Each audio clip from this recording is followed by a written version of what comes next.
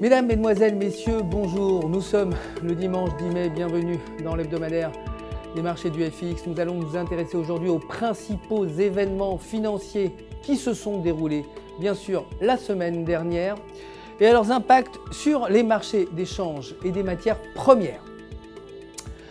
Après la publication d'un chiffre NFP des créations d'emplois supérieur aux attentes, la Fed a pour l'heure décidé de reporter le relèvement des taux au mois de septembre. Le chiffre a influé lourdement sur tous les indices américains, le Dow Jones ayant gagné plus de 250 points avant la clôture pour une hausse totale de 267,05 points. Le Dow Jones a été suivi dans son sillage par le Nasdaq dont la progression a atteint 58 points, suivi du S&P 500 qui a gagné 28,10 points. Toujours en territoire négatif, la paire euro-US$ a accusé un repli de 0,60% pour un taux de change de 1,1190 $ pour un euro.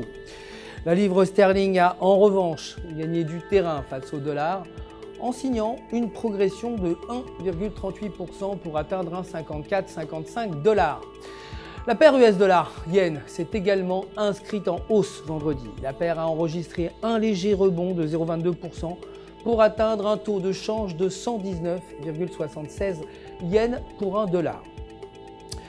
Sans parvenir à rester au-dessus de la barre des 60 $, le baril West Texas Intermediate a bondi de 0,76% pour atteindre 59,39 $. Le baril de Brent a légèrement reculé vendredi, chutant de 0,23% pour s'établir à 65,39 $.